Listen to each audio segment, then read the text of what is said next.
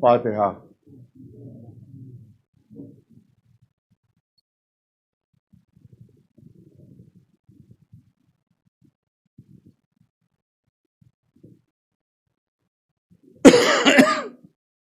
اعوذ باللہ السمیع العلیم من الشیطان الرجیم، بسم اللہ الرحمن الرحیم، الحمد للہ رب العالمین، والصلاة والسلام علی سید الانبیاء والمرسلین، سیدنا و نبینا و شفیع المذنبین ابی القاسم محمد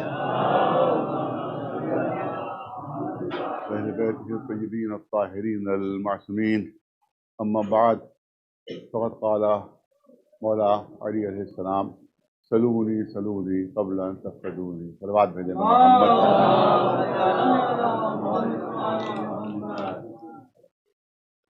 سورہ فاتحہ کی التماس ہے انصار حسین ابن ناصر حسین صاحب، چھوٹی بیگم صاحبہ بنت غلام، عابد صاحب مرحومین، ان سب کی روحوں کو اور جملہ مومن مومنات کی دنیا سے رخصت ہو گئے ہیں۔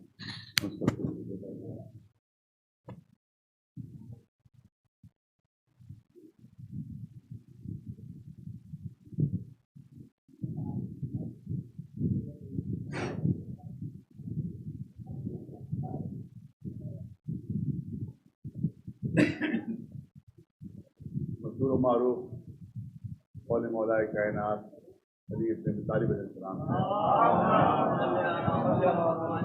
اور آپ بار بار دوسرے کے نمبر کو یہ اعلان فرماتے تھے کہ سلونی سلونی قبل ان تسألونی، جو کچھ پوچھنا ہے تو مجھ سے پوچھ لو قبل اس کے کہ تم مجھے چھوڑ دو، اور میں زمین کے راستوں سے زیادہ آسمان کے راستوں سے جانتا ہوں۔ اب ظاہر ہے کہ اس میں تو بہت ہی تفصیل کی گنجائش ہے، لیکن وہ تفصیل نہیں آپ کے سامنے کروں گا، اس میں پورا کرنا چاہیے۔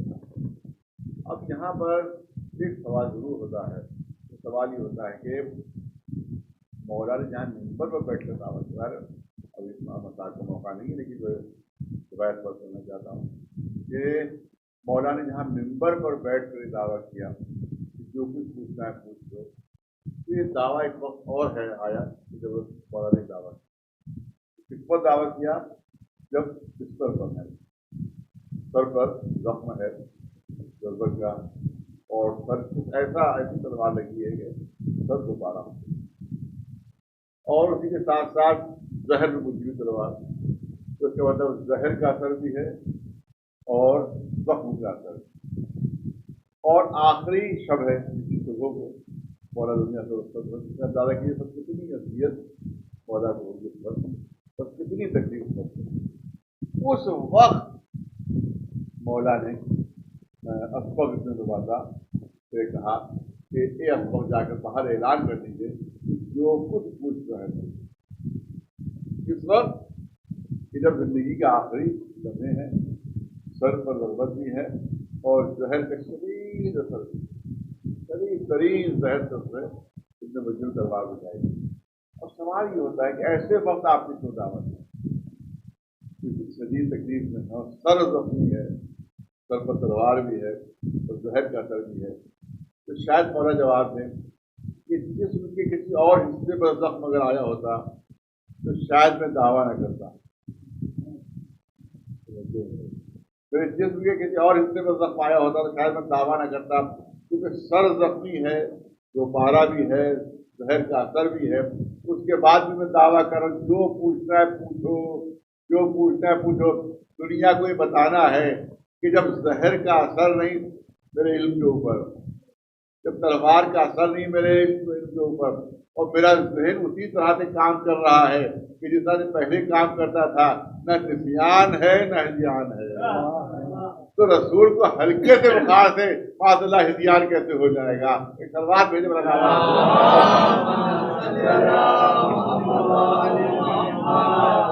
تو پھر صرف رسول اللہ کی اس فضیلت کو دنیا کے سامنے دکھانے کے لیے کہ جب وسیع کا یہ عالم ہے تو خود رسول بھی اتنے ہی ذہنی طاقت کے حامل تھے۔ صلوات بھیجے بڑا نواز۔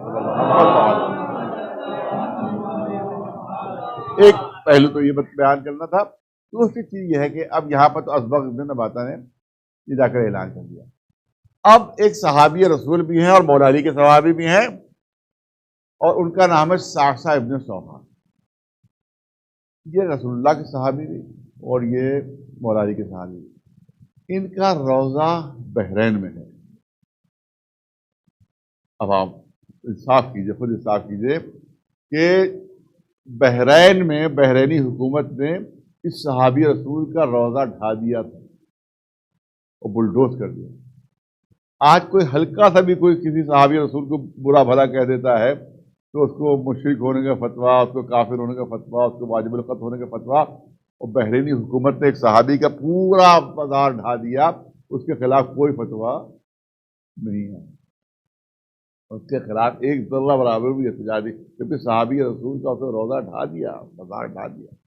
تو اس سے ان کے عقیدے کا تضاد ظاہر ہوتا ہے کہ ہم پر سارے الزام ہیں، لیکن ان کے والے جو کرے اس کو کوئی اعتراض کرنا نہیں تیار ہوتے. صلوات بھیجے پر محمد.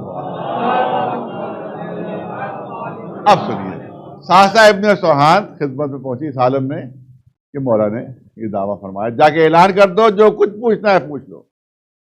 اب سعصع خدمت میں پہنچ گئی مولا کی.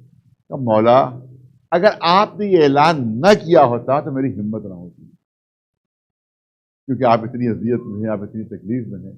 لیکن بہت دنوں سے کچھ سوالات میرے ذہن میں ہیں اور میں چاہتا ہوں کہ بس آپ کے علاوہ کا کوئی جواب دے نہیں سکتا، آپ سے پوچھنا چاہتا ہوں، کیونکہ آپ نے خود اجازت دی ہے اس لیے پوچھا، ورنہ میری ہمت نہ ہوتی.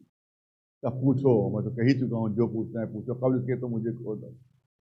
آقا یہ بتائیے کہ کیا آپ انبیاء سے افضل ہیں؟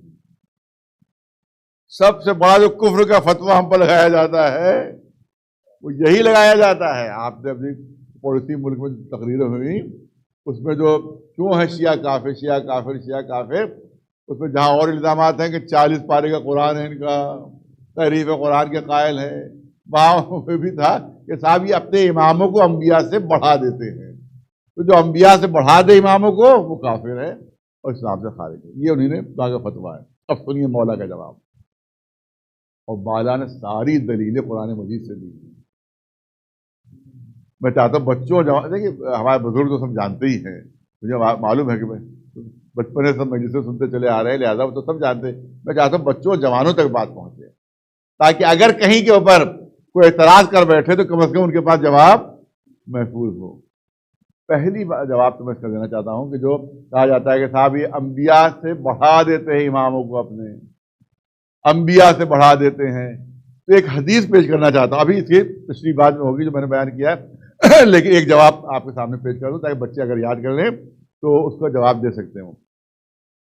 شیعہ سنی ساری کتابوں میں حدیث درج ہے کہ علماء امتی کا انبیاء بنی اسرائیل.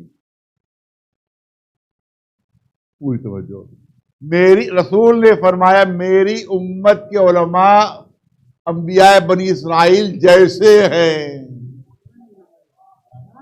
ارے پڑھے لکھے مجمع کی توجہ، بچے خاص طور سے سنے، جوان خاص طور. سب سے بڑا الزام کیا ہے کہ ہم اپنے اماموں کو انبیاء سے بڑھا دیتے ہیں. رسول کی حدیث شیعہ سنی سب مانتے ہیں کہ رسول نے ارشاد فرمایا کہ علماء امتی کا انبیاء بنی اسرائیل. میری امت کے عالم جو ہے وہ بنی اسرائیل کے انبیاء جیسے ہیں، یعنی ہمارے عالم کا مرتبہ وہی ہے کہ جو بنی اسرائیل کے نبی کا مرتبہ ہے. رسول کی حدیث نہیں ہے، آپ کی ساری کتابیں موجود، حدیث رسول موجود کہ میری امت کا عالم کا درجہ وہی ہے، وہی درجہ ہے جو بنی اسرائیل کے نبی کا درجہ ہے. تو اس کا مطلب امت کا ایک عالم اگر صحیح معنی میں عالم ہو جائے، اگر امت کا عالم صحیح معنوں میں عالم ہے تو اس کا درجہ نبی کے برابر ہو جاتا ہے، اس کا درجہ نبی کے برابر ہو جاتا ہے. تو جب ایک عالم کا درجہ نبی کے برابر ہے تو جو کائنات کے عالم ہیں اگر وہ انبیاء سے افضل ہے تو تعجب کیوں ہو رہا ہے؟ ایک صلوات بھیجے مولانا محمد.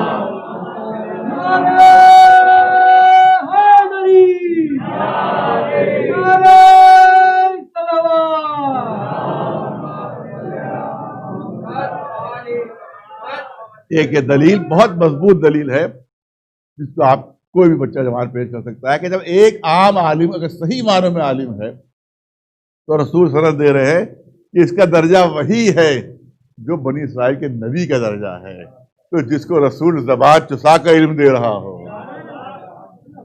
جس کے لیے رسول سند دے رہا ہو، اے علی تم نے پہلی نگاہ کے لیے مجھے منتخب کیا، میں نے سارے علوم کے لیے تمہیں منتخب کر لیا، تو جو علوم رسالت کا وارث ہو وہ سارے انبیاء سے افضل ہوگا یا نہیں ہوگا؟ ایک سلوات بھیجے برند آواز نعرہ تکبیر، نعرہ رسالت، یا رسول اللہ، نعرہ حیدری، نعرہ صلوات۔ ایک واقعہ اور سن لیجئے۔ وہ واقعہ اس طرح سے ہے کہ حضور سرور کائنات محمد مصطفیٰ صلی اللہ علیہ وسلم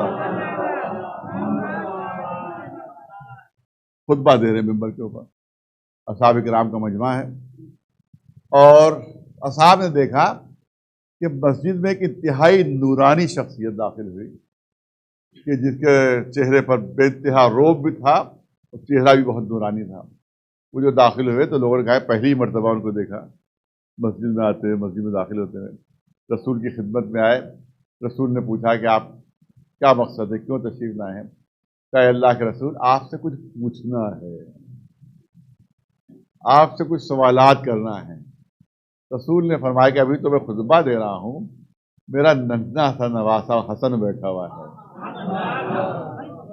ارے امام حسن کا سن 5 برس کا تھا۔ یہ جس وقت کا واقعہ ہے کہ وہ جب رسول اللہ کا وفات ہوئی ہے تو امام حسن کا سن 7 برس کا تھا، اور جس وقت یہ واقعہ ہوا اس وقت کل 5 برس کا سن تھا۔ 5 برس کے سن کے امام حسن، کیونکہ شہزادی فاطمہ زہرا امام حسن امام حسین کو سب کو بھیج دیتی تھی، جاؤ نالائق خطبہ سنو اور آ کر مجھے سناؤ۔ تو امام حسن تشریف فرما دے، کہا جائیے اور اس ننھے سے حسن سے پوچھ لیجیے گا۔ اچھا وہ چلے بھی گئے پوچھنے کے لیے، کہا نہیں ہے آپ کے حکم تعمیل ہوگی، میں اسی سے جا کر بچے سے پوچھتا ہوں، مجھے بتا دیجیے، اتنا بتائیے کہ میں گھر میں اپنے ڈرائنگ روم میں بیٹھا ہوا ہوں، ایک اپنے بچے ماشاء اللہ میں بڑے ہو گئے، بڑی کہ 5 برس کے سن کا کوئی بچہ ہو اور کوئی صاحب کوئی شرعی مسئلہ پوچھنے آئے کہ صاحب یہ بتا دیجیے سیستانی صاحب کا اس میں کیا فتویٰ ہے، خامنئی صاحب کا کیا فتویٰ ہے اس میں، شیرازی صاحب کا کیا فتویٰ ہے اس میں، مجھ سے پوچھنا ہے۔ میں نے کہا اس 5 برس کے بچے سے پوچھ لیجیے۔ تو کہے گا مولانا اگر نہیں بتانا ہے تو یہی کہہ دیجیے نہیں بتانا تو یہی کہہ دیجیے، آپ مجھے بیوقوف کیوں بنا رہے؟ یہ 5 برس کا بچہ اس سیستانی صاحب کا فتویٰ بیان کرے گا، خامنئی صاحب کو فتویٰ بیان کے 5 برس کا بچہ تو سمجھ نہیں سکتا فتویٰ، وہ بیان کرے گا، وہ بگڑ کے چلے جائیں گے۔ کہ آپ بتانا نہیں چاہتے، ٹال رہے، لہٰذا آپ نے بات کہہ دی، تو وہاں بھی ان کو بگڑ کے چلا جانا چاہیے تھا۔ ارے بھائی میں آپ سے پوچھنا آیا ہوں، یہ 5 برس کے بچہ کیا جواب دے گا؟ لیکن تاریخ کہتی ہے وہ گئے اور جا کر حسن کے سامنے زانو ادب طے کر کے بیٹھے۔ ایک سلوات بھیج دے بناوات۔ 5 برس کے بچے کے سامنے وہ بزرگ شخصیت، سفید داڑھی، چہرہ نورانی، بارو، گئے اور زانو ادب طے کر کے بیٹھے، سوالات کیے، امام حسن نے جواب دیے، اس کے بعد وہ اٹھ کر چلے۔ رسول نے پوچھا کہ آپ جواب سے مطمئن ہیں؟ آپ جوابات سے مطمئن ہیں؟ انہی نے جواب دیا کہ جیسا آپ کے جواب سے مطمئن ہوتا تھا اسی طرح سے بچے کے جواب سے مطمئن ہو۔ ایک سلوات بلند آواز۔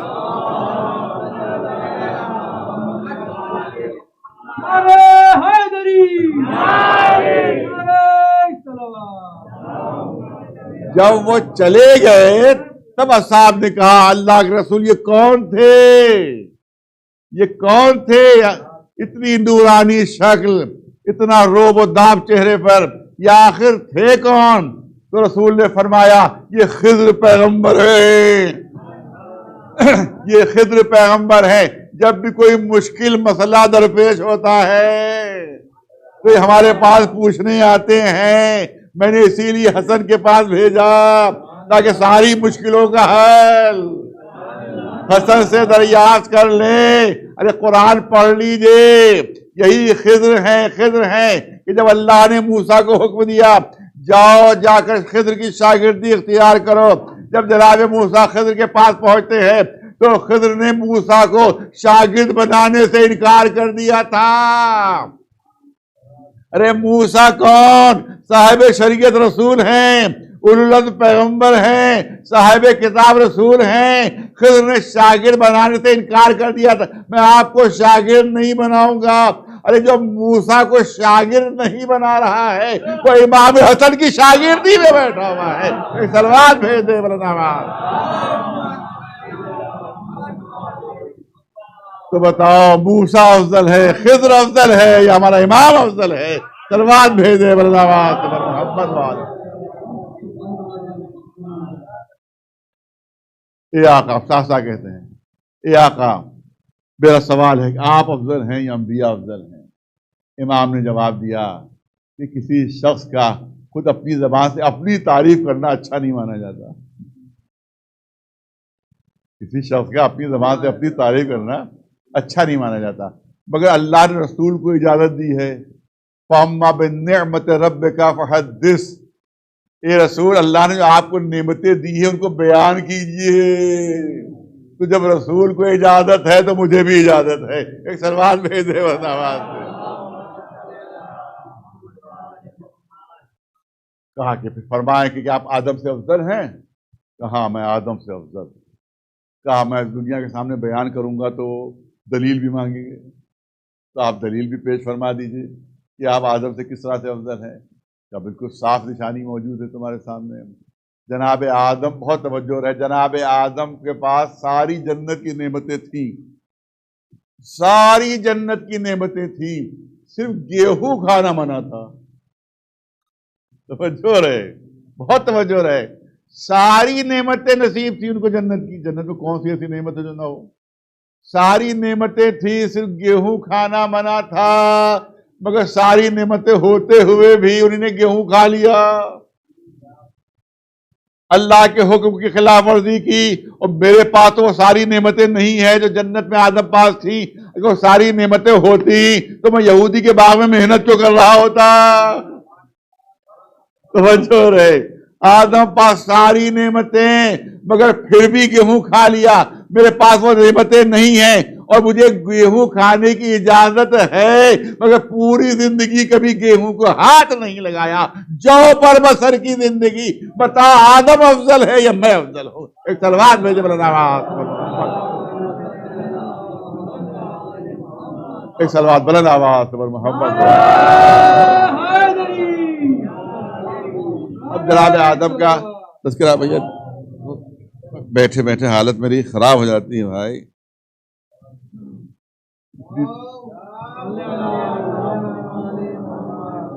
ممبر ایسا بنایا ہے کہ تاکہ ذاکر زیادہ دیر پڑھ نہ سکے۔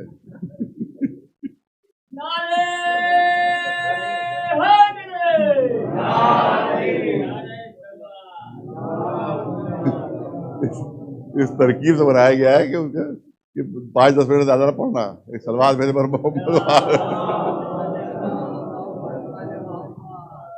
بس باہر جتنا ممبر کی اجازت دے گا اتنی دیر میں آپ کی خدمت کروں گا۔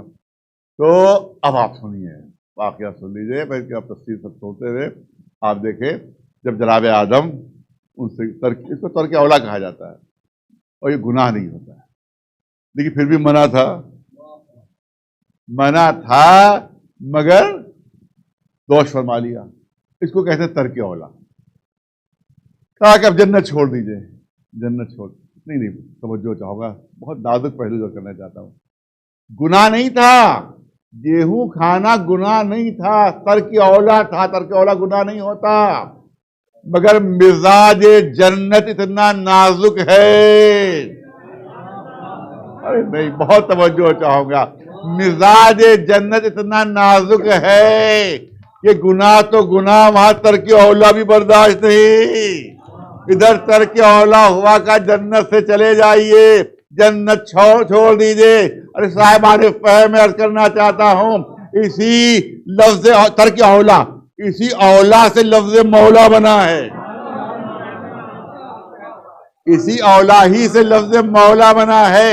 جو مولا ہوتا ہے وہی اولا ہوتا ہے، جو اولا ہوتا ہے وہی مولا ہوتا ہے۔ تو جب ترک اولا برداشت ہے پوری زندگی میں، ایک بار آدم نے ترک اولا کیا، کہا جنت چھوڑ دیجئے، تو جو ایک بار ترک اولا کرے وہ جنت سے نکال دیا جاتا ہے۔ جو پوری زندگی ترک مولا کرتے ہیں انہیں جنت کیسے نصیب ہو جائے گی؟ ایک سلوات بھیج دے سلوات۔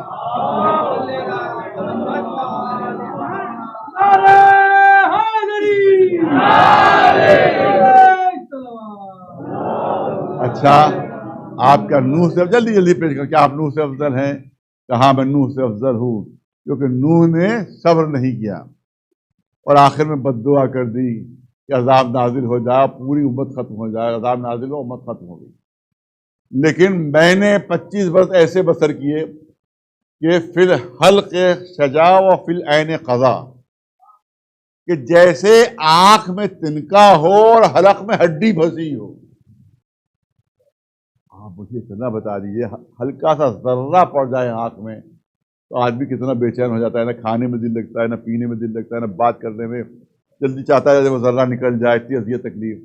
اور کسی آنکھ میں تنکا پڑ جائے وہ بھی 25 سال، کتنی اذیت۔ اس سے زیادہ اذیتناک ہوتا ہے کہ اگر حلق میں ہڈی پھنس جائے، یعنی 5 سیکنڈ برداشت نہیں کر سکتا انسان اگر حلق میں ہڈی پھنس جائے۔ امام فرماتے ہیں 25 برس تک میں نے ایسے زندگی بسر کی کہ جیسے آنکھ میں تنکا پڑ گیا ہو، حلق میں ہڈی پھنس گئی ہو، مگر میں نے امت کے لیے بد دعا نہیں کی۔ تو بتاؤ نوح افضل ہیں یا علی افضل ہے؟ صلوات بھیجے والا نواز۔ کوئی کرسی دے دیجیے، معافی چاہتے ہیں، اس میں پیٹ میں تکلیف میرے بہت ہے، سلپ ڈسک ہے اور اس میں پیٹ کی ہڈی میں گیپ ہے، اور میرے لیے بیٹھنا بہت مشکل ہے ایسی چیزوں، لیکن اب خدمت بہار انجام دے رہا ہوں میں، لیکن کہ وہ لوہے کا جو ہے وہ میری پیٹ بھی اگر لوہے کی ہوتی تو برداشت کر لیتی۔ ایک سوال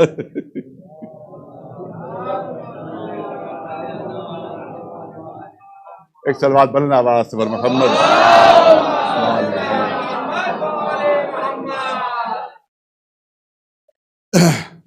نوح سے افضل بتا دیا مولانا۔ اچھا ابراہیم تو خلیل خدا ہیں،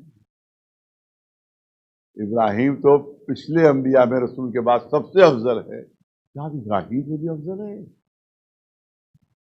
خلیل خدا سے بھی افضل ہے؟ کیا قرآن پڑھ لو ثابت ہو جائے گا، خود تم پر ثابت ہو جائے گا۔ قرآن میں ہے اعلان کہ جناب ابراہیم فرماتے ہیں کہ کیفا تحیی الموتی، ارے پالنے والے یہ بتا کہ تم مردوں کو زندہ کیسے کرتا ہے؟ قدرت کی طرف سے آواز آئی اولم تومن، اولم تومن، اے ابراہیم کیا ایمان نہیں ہے؟ اے ابراہیم کیا ایمان نہیں ہے؟ ابراہیم نے جواب دیا بلا، ہاں ہے، لیکن لیطمئن قلبی، مگر چاہتا ہوں آنکھوں سے دیکھ لوں تاکہ اطمینان ہو جائے۔ اس کا مطلب ایمان تھا، ابراہیم کو اطمینان نہیں تھا۔ ایک سلوات بھیجے والا نواز۔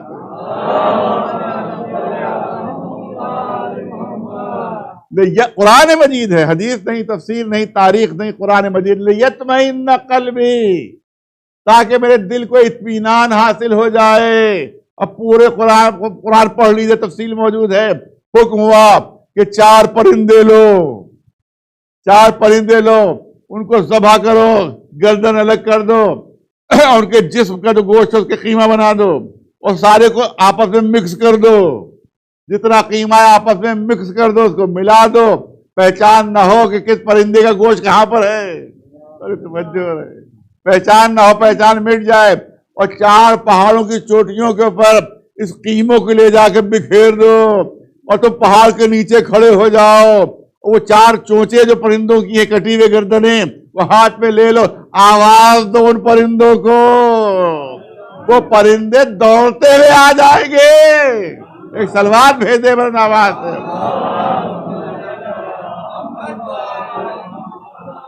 جناب ابراہیم، پورا قرآن پورا دیکھ لیں، آپ تلاوت کر لیں، قرآن مجید کی موجود ہے کہ 4 گردنیں ہاتھ میں لیں، آواز دی پرندوں کو، گوشت کے ٹکڑے آ کر ملتے گئے، پھر سے پرندے بن گئے، مردہ ہیں، پہاڑ کی چوٹی پر ہیں، مگر وفاداری اتنی ہے کہ ادھر نبی نے زمین سے آواز دی تو پہاڑوں پر سے آ گیا نبی کی آواز پر. ارے توجہ ہے، نبی زمین کے اوپر ہے، پرندے پہاڑوں پر ہیں، مگر نبی کی آواز کے اوپر پہاڑوں سے نیچے آ گئے. یہ پرندے ہیں جو اتنے وفادار ہیں. ارے وہ مسلمان کیسے تھے کہ رسول آواز دے رہے مگر یہ پہاڑوں پر چڑھتے چلے جا رہے ہیں. ایک سلوات بھیج دے بلند آواز، ایک سلوات بلند آواز پر محمد وآلہ. امام نے فرمایا دیکھو ابراہیم کو اطمینان نہیں تھا، جب تک آنکھوں سے دیکھ نہ لیں اس وقت تک اطمینان نہیں ہوگا. لیکن میرا عالم یہ ہے کہ لو کشف الغطاء مزددت یقینا، اگر سامنے سے سارے پردے ہٹا بھی دیے جائیں تب بھی میرے یقین میں اضافہ نہیں ہوگا. ایک سلوات بلند آواز پر محمد. اب بتاؤ کہ ابراہیم افضل ہیں یا میں افضل ہوں؟ اچھا موسیٰ سے بھی افضل ہیں. میں جلدی جلدی پڑھ رہا ہوں تفصیل چھوڑتے ہوئے. کہا موسیٰ سے بھی پھر قرآن پڑھو. مولا نے تو قرآن سے دلیلیں دی، پھر قرآن پڑھ لو. قرآن میں موجود ہے کہ جناب موسیٰ کو حکم دیا گیا اللہ کی طرف سے، اذهب الى فرعون انه طغى. اے موسیٰ فرعون کے پاس جائیے، اس نے بغاوت کر دی ہے مجھ سے، اس نے خدائی کا دعویٰ کر دیا ہے. قرآن میں موجود ہے. جناب موسیٰ کہہ رہے ہیں انی اخاف، میں ڈر رہا ہوں، مجھے خوف محسوس ہو رہا ہے. انی قتلت منہم نفسا، ارے میں نے ایک آدمی ان کا مار ڈالا ہے. ارے توجہ رہے، میں نے فرعونیوں کا ایک آدمی مار ڈالا، مجھے ڈر محسوس ہو رہا ہے. اخاف ان یقتلونی، ارے کہیں بدلے میں مجھے قتل نہ کر دے، کہیں مجھے مار نہ دے. اے اللہ ایک مددگار ساتھ کر دے. ارے توجہ رہے، مددگار ساتھ کر دے.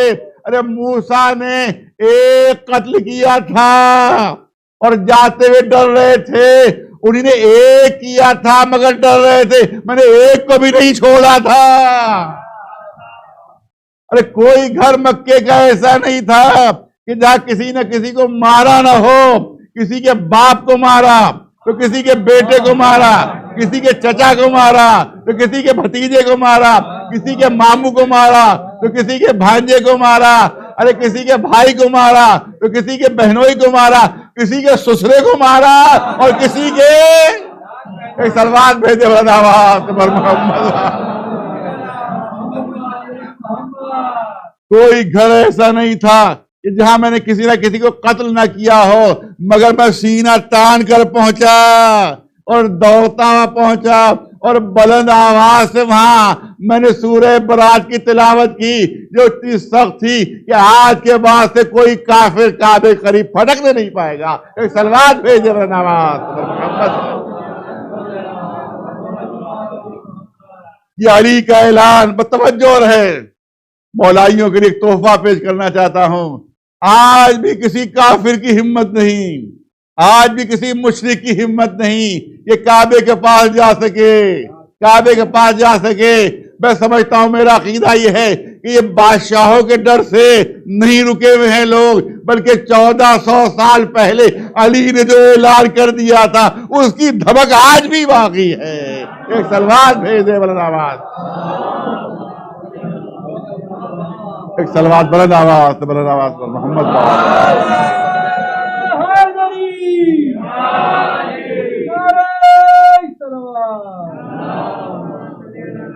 اب بس یہیں پر رک کر میں اپنی بات کو مکمل کر دوں کیونکہ تفصیل بہت ہے. آپ دیکھیں اب بس تذکرہ آ گیا تو واقعہ بیان کر دو. تمام تفسیر کی کتابیں واقعہ موجود. یہ سورہ برات کی 10 آیتیں نازل ہوئی اور اس کے بعد تمام تاریخوں تفسیروں میں ہے. آپ تمام دوسرے مسئلے کی تفسیروں میں دیکھ لیجئے کہ میں صحیح کہہ رہا ہوں یا غلط کہہ رہا ہوں. رسول اللہ نے ایک بہت بزرگ شخصیت کو یہ آیتیں دی، آپ جائیے جا کر مکے میں اس کی تلاوت کی. اب رسول اللہ کا حکم تھا تو ٹال تو سکتے نہیں، تو کہہ تو نہیں سکتے تھے، کیونکہ ہمیشہ یہی کہا کرتے تھے راو علی کو آگے کر دیتے، ہم کو کچھ کام ہی نہیں دیتے، علی کو آگے کر دیتے، لہذا رسول نے کہا لیجیے آپ لے جائیے. اب یہ لے کر چلے، ان کے ساتھ اور بھی کچھ لوگ تھے، لے کر چلے۔ اب تاریخ ہے، تاریخ آپ کے سامنے پیش کر رہا ہوں۔ ایک مقام پر صبح کی اذان ہوئی اور اس کے بعد یہ لوگ وضو کر رہے تھے، سب کے سب ساتھ مل کے تھے کہ ایک رسول کے ناقے کی آواز آئی۔ اچھا، وہاں اتنی مہارت تھی کہ ناقوں کی آوازیں بھی سب پہچانتے چلا والے۔ ناقے کی آواز آئی، یہ سب گھبرا کے کھڑے ہو گئے، رسول اللہ آ گئے، رسول اللہ آ گئے، کیونکہ ان کے ناقے کی آواز۔ اب جو ناقہ قریب آیا تو معلوم رسول نہیں بلکہ نفس رسول ہے۔ مولا علی ناقے پر بیٹھے ہوئے ہیں، تشریف لائے۔ انہوں نے کہا مولا آپ نے کیسے زحمت کی، علی آپ نے کیسے زحمت کی؟ کہا وہ 10 آیتیں مجھے دے دیجیے،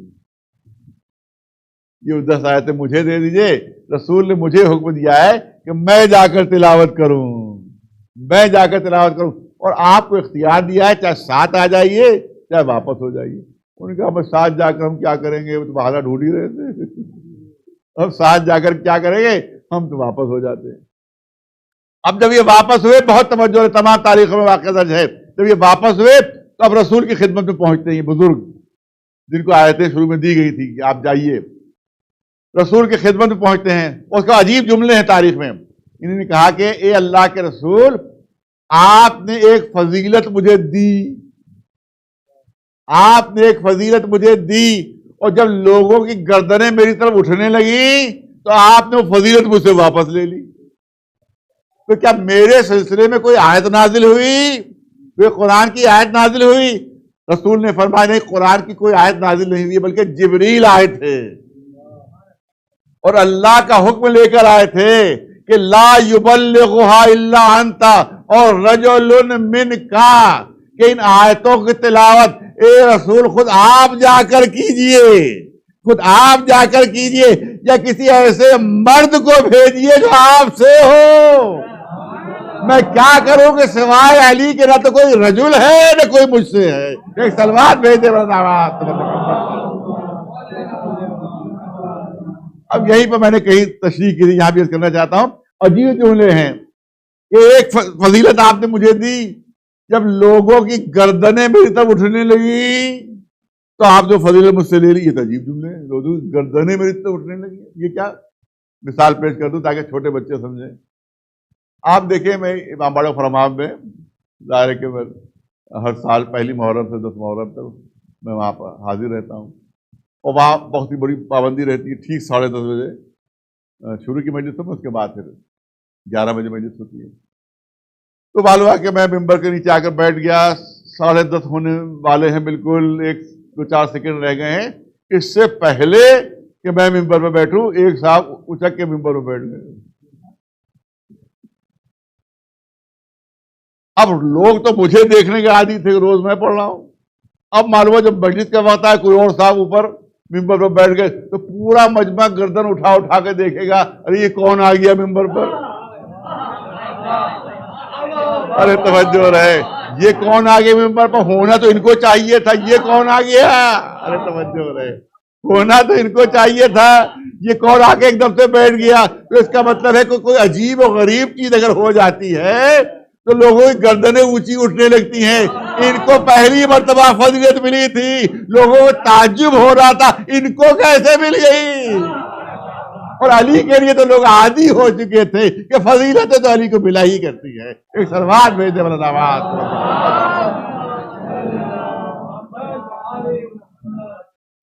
سوال یہاں پر بس آخری جملے ہیں، سوال یہاں پر پھر ہوتا ہے کہ جب رسول کو معلوم تھا کہ اس کی ہمت نہیں کہ وہاں جا کے پڑھ سکیں، پھر دیا کیوں؟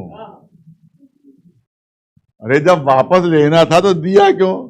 دیکھیے 2 چیزیں ہوتی ہیں، ایک تو یہ ہوتا ہے کہ کسی کو چانس نہ ملے، لیکن اس وقت جو ہے جیسے صدر جمہوریہ ہیں، اب یہ ہٹ جائیں گے تو ان کی جگہ دوسرا صدر کوئی آ جائے گا، وہ ہٹ جائے گا تیسرا صدر آ جائے گا، اس کا مطلب لائق ہے تبھی تو دوسرا آئے گا، لائق ہے تبھی تو دوسرا آئے گا۔ ان کو چانس ملا، یہ صدر بن گئے، اس کا یہ مطلب تھوڑی کہ ہندوستان میں کوئی اور صدر بننے کے لائق ہی نہیں ہے، ان کو چانس مل گیا یہ بن گئے، اس کے بعد کسی اور کو چانس ملے گا وہ بن جائے گا، اس کے بعد تیسرے کو بن جائے گا، بدلتے رہتے ہیں۔ تو اس کا مطلب ہے کسی کا بن جانا کسی دوسرے کی نالائقی کو ثابت نہیں کرتا۔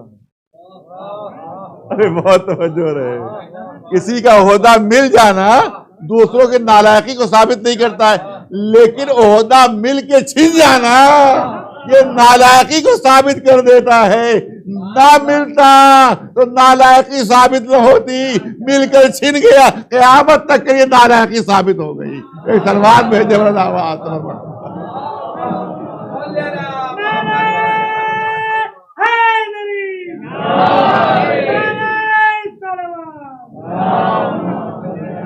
بس اس سے زیادہ پڑھنے کی مجھ میں ہمت نہیں ہے.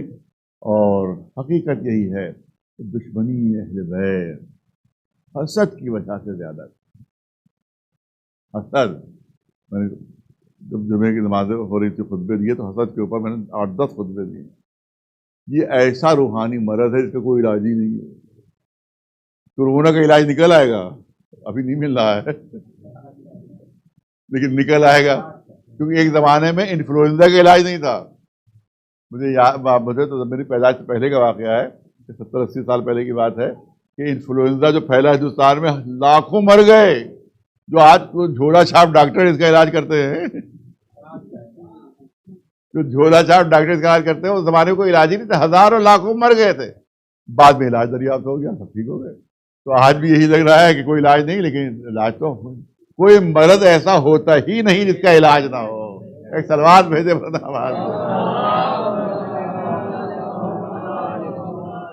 لیکن حسد کا کوئی علاج, حسد کا کوئی علاج نہیں ہے. کیونکہ جو حسد کرنے والا ہوتا ہے یا تو خود حسد میں جل جل کے مر جاتا ہے یا جس سے حسد ہوتا ہے اس کو مارنے کی کوشش کرتا ہے, اس کو تباہ برباد کرنے کی کوشش کرتا ہے. تو اہل بیت کے سامنے جو تھے وہ حسد میں مبتلا. ساری فضیلتیں اس طرح, ساری حدیثیں ان کی شان میں, سارے کمالات ان کی طرف, نہ ان کے لیے کوئی جھوٹی حدیث بھی نہیں ملتی. کوئی ایک حدیث ملتی بھی ہے تو وہ حدیث یہ ہے کہ آپ پوچھا گیا کہ صاحب ان کے لیے کوئی حدیث ہے, تو امام نسائی جو اہل سنت کے بہت بڑے عالم ہیں, انہوں نے کہا ایک حدیث ہم کو ملی ہے ان کے سلسلے میں. وہ یہ ملی ہے کہ ایک مرتبہ کھانا کھا رہے تھے, رسول نے پکارا, کئی مرتبہ آواز دی, یہ نہیں آئے. جب کھانا کھا چکے تب رسول کے پاس آئے. رسول نے کہا کہ بھئی کیا بات, میں اتنی دیر سے پکارا تم آئے کیوں نہیں؟ کہ اللہ کے رسول میں کھانا کھا رہا تھا. تو رسول نے فرمایا اللہ تمہارا پیٹ کبھی نہ بھرے. بس یہی فضیلت میں حدیث ملتی ہے, اس کے علاوہ اور کوئی نہیں ملتی. سلوات بیٹھے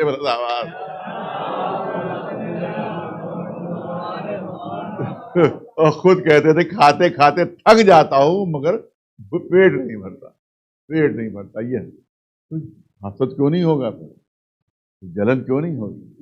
یہی وجہ ہے اہل بیت پر ظلم ہے, ستم ہے, اور ایسے ایسے ظلم و ستم ہے کہ آج تک دنیا کو یہ بھی خبر نہیں کہ اہل بیت پر کیسے کیسے ستم ہو گئے, کیسے کیسے ظلم ہو گئے. ہاں دھارو, آپ تصور کیجئے انسان اپنے اوپر ظلم برداشت کر لیتا ہے, مگر وہی ظلم اگر کسی جگر کے ٹکڑے پر ہو, کسی دل کے ٹکڑے پر ہو, تو انسان کو اپنے سے 1000 گنا زیادہ تکلیف ہوتی ہے, اپنے سے 1000 گنا زیادہ اذیت ہوتی ہے. میں سمجھتا ہوں حسین کو اپنی پیاس سے اتنی اذیت نہیں ہوتی ہوگی, لیکن جب سکینہ تڑپتی ہوگی, بابا بہت پیاس لگی ہے, کہیں سے پانی مل جائے پلا دیجیے. جب علی اصغر کو تڑپتے ہوئے دیکھتے ہو تب کیا عالم ہوگا. چوتھے امام کے دل سے پوچھئے جب سکینہ کو تماچے کھاتے ہوئے دیکھتے ہو تب دل کا کیا عالم ہوتا ہوگا. زیادہ تفصیلی مسائل نہیں ہو سکتے, 2-3 جملے عرض کرنا چاہتا ہوں. ایک ذاکر تھے, پہلے ایک بات ہے, ایک ذاکر تھے, تقریباً 80 برس کا سن ان کا تھا. 20 برس کے سن سے مجلس سے پڑھے, 20 برس کے سن سے مجلس سے پڑھے تھے, یعنی 60 برس ہو گئے تھے ان کو مجلس سے پڑھتے تھے. بہت زبردست مجلس سے پڑھتے تھے, ایسے مسائل پڑھتے تھے, لوگ بے ہوش تک ہو جاتے تھے. کیا ایسے 50-60 پہلے کی بات ہے. کسی نے ان سے پوچھا کہ کسی امام سے بھی آپ کی ملاقات ہوئی یا نہیں؟ آپ اتنی خدمت کر رہے ہیں اہل بیت کی, تو کسی امام سے ملاقات ہوئی نہیں؟ لیکن امام سے ظاہر بظاہر ملاقات نہیں ہوئی, ہاں خواب میں ایک مرتبہ ملاقات, خواب میں ایک مرتبہ ملاقات ہوئی. کیا کس سے ملاقات ہوئی؟ کہ چوتھے امام زین العابدین, اپنے چوتھے امام سے خواب میں ملاقات ہوئی. میں نے قدموں پر سر رکھ دیا, آقا اے آقا 60 برس سے خدمت کر رہا ہوں, 60 برس سے مجلس سے پڑھ رہا ہوں, 60 برس سے آپ کے مسائل پڑھتا ہوں. لوگ گریا کرتے ہیں, روتے ہیں, بے ہوش تک ہو جاتے ہیں, کہ آقا یہ بتائیے کہ کیا میں نے کچھ حق ادا کر دیا کربلا کا؟ سنیے اور غور سے سنیے، کیا میں نے کربلا کا کچھ حق ادا کر دیا؟ یہ سننا تھا۔ امام نے چیخ ماری، ارے تو نے کیا کہہ دیا؟ ارے کربلا کا حق ادا کہیں ہو سکتا ہے؟